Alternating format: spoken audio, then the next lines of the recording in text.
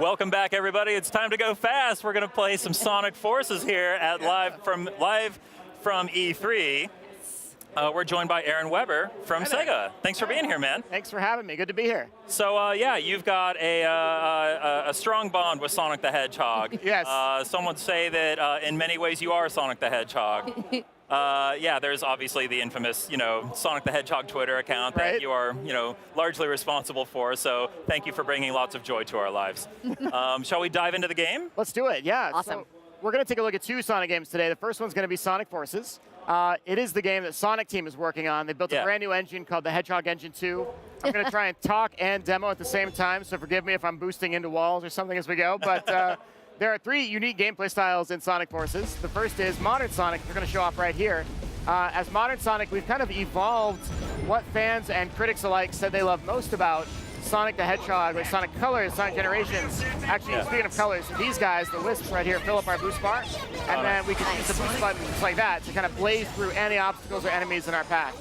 In the top right, you're going to see some other characters jumping in, talking to us. The cast of characters are all there, so fans will hopefully like seeing them return. The game itself is actually, I'm kind of going really quickly, but I'll slow it down and show you guys. Yeah. I mean, take your time. Sonic games, you can go fast, but by jumping twice, I can do the homing attack there. Yeah. And I can also double jump just by doing the jump without moving too quickly. And then I'm going to go up here. All right, cool. So this game's storyline is a little bit different from most of the past Sonic games that we've released. In this game, Eggman has actually taken over the world. Oh. And it's up to Sonic, classic Sonic, and an original character that players will make to fight and take back the world. And that's kind of the key storyline of the game. Oh, okay, cool. So as I'm going through here, you're going to notice so we're switching to a side-scrolling. Yeah, did you see that? Yeah. Seamless, nice. Exactly. It's a lot like Generations, a lot like Colors. And we're looking at, like, what did people really enjoy? What were the best moments for 3D Sonic? And that kind of led the team towards this new direction, which is take what they like, what they love, and don't be afraid to add in some new things, too. We have changed the physics for classic Sonic a little bit. We've changed some things for Modern Sonic, and the custom character plays very differently, and I'll show you guys that in just a little bit here. There we go. I saw that rail grind. You like that? Back when Sonic Adventure 2 came out, I bought some soaps, and I would try to grind down rails in my friend's yard. That was like the coolest moment when you were a kid. Is like, I grew up, with Sonic, and that's part of what the fun's been, with the Sonic social media and the Twitter account, is that we've taken that sass, right, that Sonic had in the 90s and tried to kind of bring that back a little bit. You'll notice these games, they have that attitude for Sonic a little bit. Nice. So that's Modern Sonic. That's one of the three gameplay styles. Next, we'll take a look at Classic Sonic. Oh, okay. Yeah. In 2011, we made a game called Sonic Generations. It was like a celebration for the 20th anniversary. For Classic Sonic, instead of showing the 2D side-scrolling that he normally goes through, we've actually got a boss fight here. Oh, okay. This is a reference to the original Green Hill Zone boss fight, where he had a wrecking ball. This time it's a little more dangerous. He's got a spinning saw blade. I'm gonna try to dodge that. Let's see. A health bar and everything. Go. Oh, nice. I love how vibrant all the colors are. It's really looks bright. amazing. Really bright. It's and the beautiful. music changes too, depending on who you're playing as. So Modern Sonic has more traditional Sonic style. Classic Sonic has like a very retro throwback music.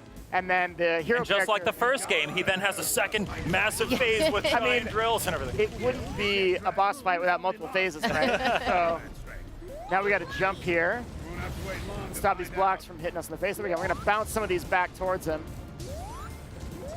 I saw Tails talking to him. So do we have like classic Tails versus, and there's like the modern Tails and all that stuff too? No classic Tails in this one. Just classic Sonic making an appearance. Okay. And all the other characters will be what you expect from like the modern iterations of them. Tails is my favorite character, which is why I asked. I always want more Tails. Tails is a good character. Yeah. It's a good character. You're going to like Mania when we get to that in a little bit, I think. Oh, man. I'm excited. And so I'm going to keep bouncing these things back towards Eggman. There we go. I got to say, you're doing a great job playing and like talking at the same time. I always choke. It's not very hard. Not very easy. This is what happens when you play like the demo 100 times before you come to E3 and you're like, all right, I can. You're looking away from the TV to like answer my questions. Oh yeah, I could just like stare at you the entire time probably, and we'd be okay. All right, one more hit, and then I've got him, and we'll take a look at the custom character. He's gonna fling some more stuff here. So he's kind of like throwing parts of Green Hill Zone, little checkerboard chunks at us. There we go. Yeah, I love you can see the background has all that Green Hill. Yeah. Notice the dust in the desert. It's actually kind of like a desert Green Hill. It's because this Eggman has taken over the world. It's had some adverse effects on the environment. People may not know this. A lot of the viewers probably will know this, though, but the original story of Sonic was actually kind of this like nature versus technology thing going on. And so you'll notice some similarities within this game. Eggman's taken over. Here's what's happening to the world because of it. Wow. Okay, cool. All right, time for one more in Sonic Forces. That's the Avatar stage. Now, we've got this randomized. Oh. So, like, this is a custom character on the left there. And in the demo here at E3, it's randomized because we didn't want people to spend like an hour in line customizing, whatever character. But you can choose from one of 7 different animal types. Each animal type has its own special ability. Some might pull in rings. Some might have an extra ring when they get hit. Can I make one that looks just like me? Like, just like you. That might be tough considering they're all generally animals. But you can maybe make a bird that looks kind of like you could do like a little flick thing in the front. Oh yeah. There you go. I never maybe try that. myself as like a bird person, but I could get behind that. You could totally do that. And you can accessorize it quite a bit within the game. As you clear the levels, you'll be unlocking different things to outfit and equip your character with. Oh, nice. And as with any game that has custom characters, of course, we had to put them in the cutscenes. So if you want to be really silly, you can kind of do that. And here's the serious cutscene, and then here's your character walking in with this crazy accessories. Like, okay, sure, why not? Now, the cool thing about the Wispon, I'm platforming right now with that gadget I equipped. It's called a Wispon, and I'm getting the burst, and it kind of lets me just bounce through here. There we go. Just fly through the level. Yeah, exactly. But in addition to platforming, I can also hold down R2 here to use it for flamethrower. Yeah, exactly. Let's go back. All right, we'll go this way, I guess. So I'll show you guys. As we run through, I can just kind of hold this down to mow down enemies. Oh, nice. And there we go. Everyone needs a flamethrower. Just why not, right? Why not? And you can customize this. So I could play this level with the flamethrower and beat it and be like, I want to try that with a different Wispon. And I could go with a totally different style of attack, a totally different style of platforming. Now, it is important to note that even though Sonic goes fast, sometimes you got to slow down just a little bit. No, and that's what these sections are for. It's kind of, this is harkening back to the platforming required in a lot of the old Sonic games. There we go. Whoa, that was the hard part. All right, that looks I'm feeling better now. That's the hardest part right there. If you have 50 rings and you go through a checkpoint, will the little ring be above it? Not in this one. Not in this one. It's a good Sonic 2 reference, though. Oh, come on, there we go. Now, back here, that was a red star ring. So the red star rings are collectibles. You see on the left there. Yeah. It's a reason to go back and replay a level and find, can I collect them all? And maybe there's something in the game that people can collect them all. I won't say any more than that, But we like adding things in so that you have a reason to go back and replay a level over and over and over and find something new. Are we going to be looking for Chaos Emeralds in Forces?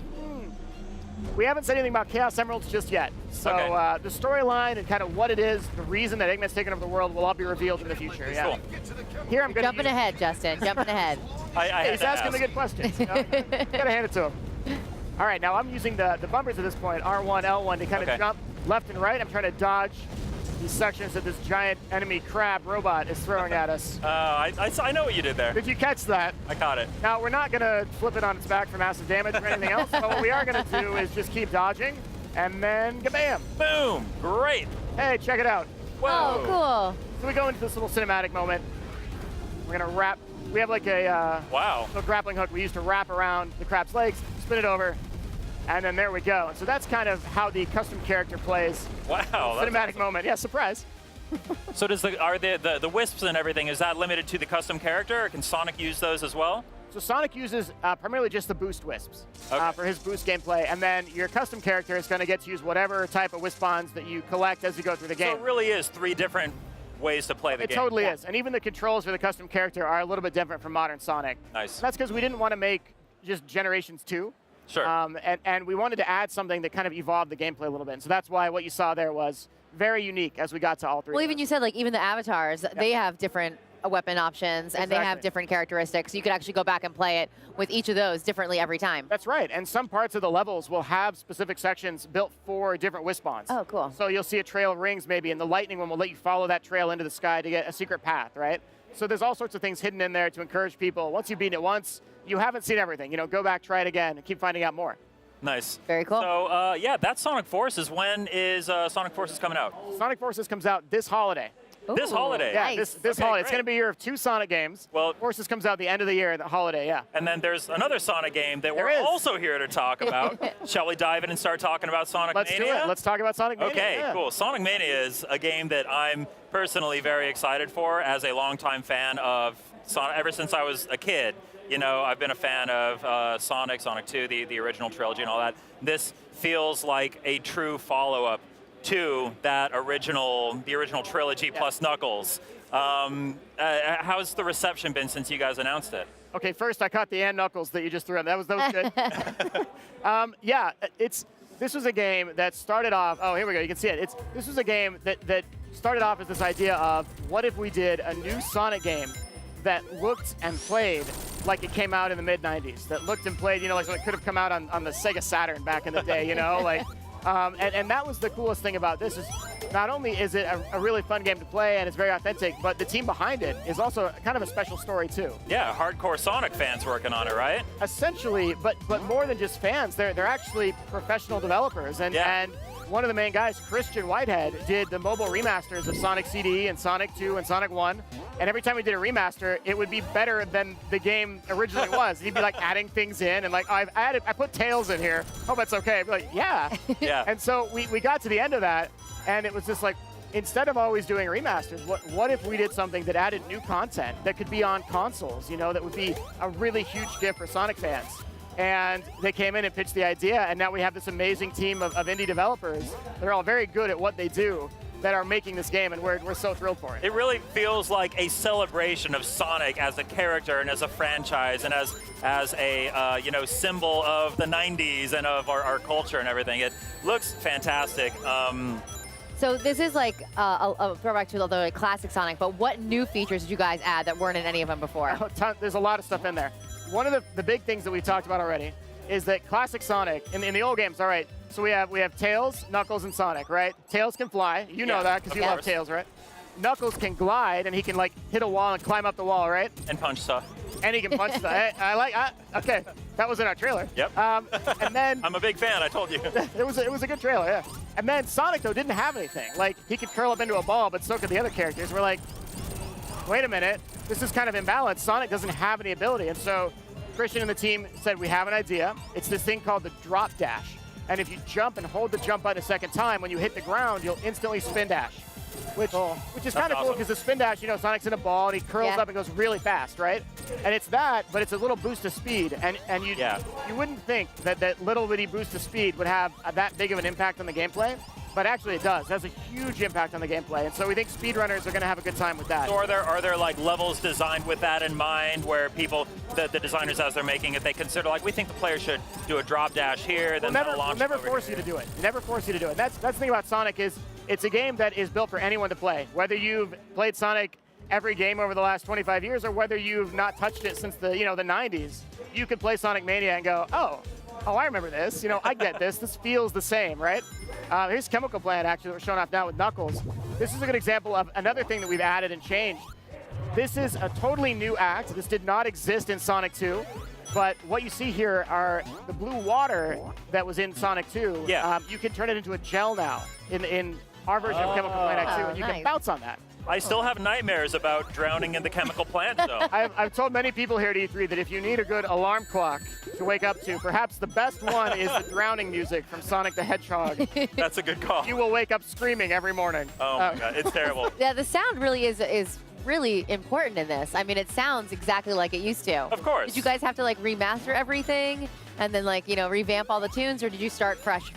All right, this is a cool story too.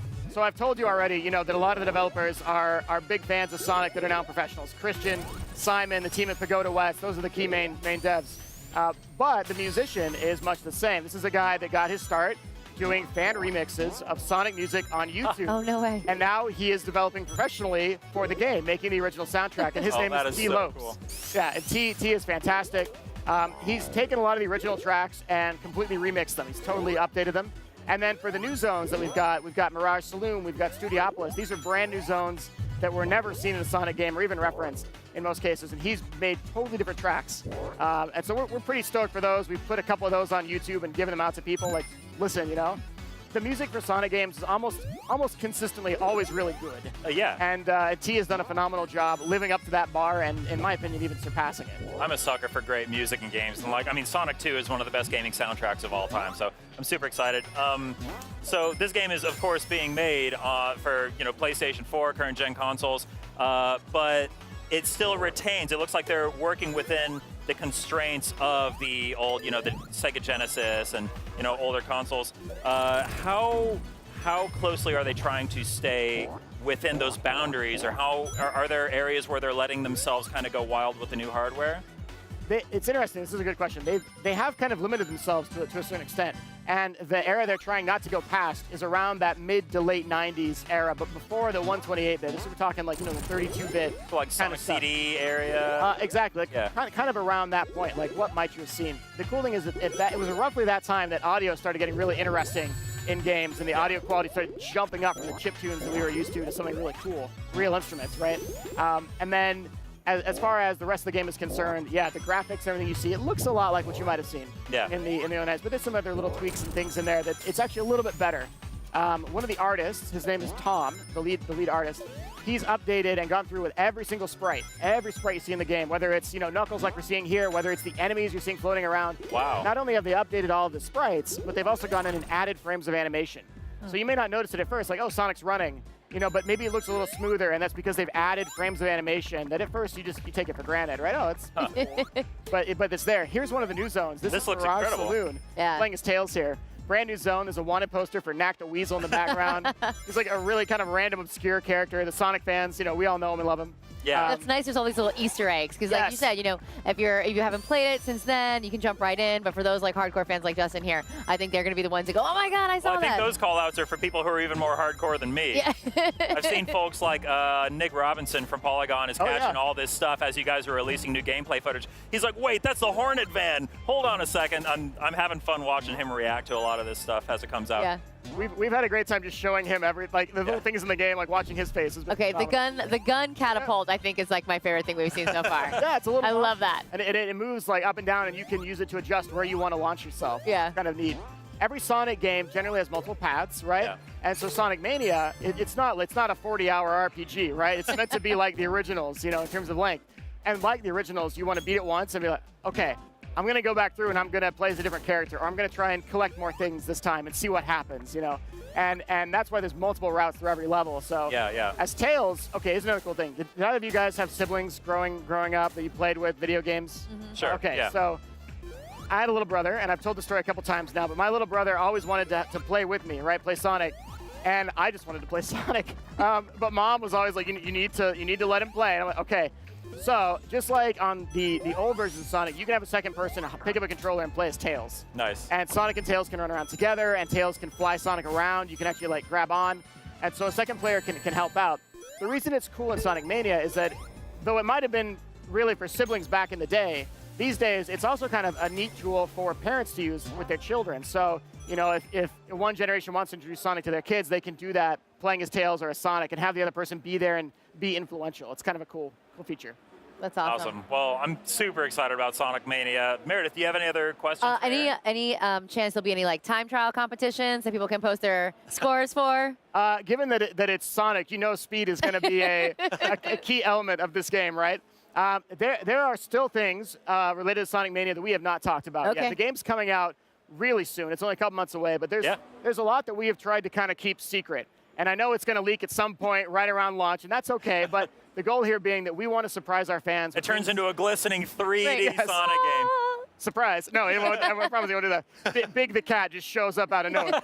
No, it's one of those things where the magic of having those moments of surprise, seeing, like getting to the end of Green Hill Zone, and here comes the final boss of Sonic 2 smashing onto the floor, and you're like, this is not the first boss, this is the last boss. Those moments to kind of throw people for a loop are what we want. And that's one of those things that we are so excited to kind of wait and see people's reactions and, you know, the videos that'll go on YouTube and all that crazy stuff that's going to happen when we get to that point, too. Cool. Well, I've been excited about Sonic Mania since, you know, that first trailer came out when you guys had that awesome event. Yes. And I continue to be very excited about it. So thank you. I'm really looking forward to August, right? Yeah, so Sonic Mania comes out August 15th.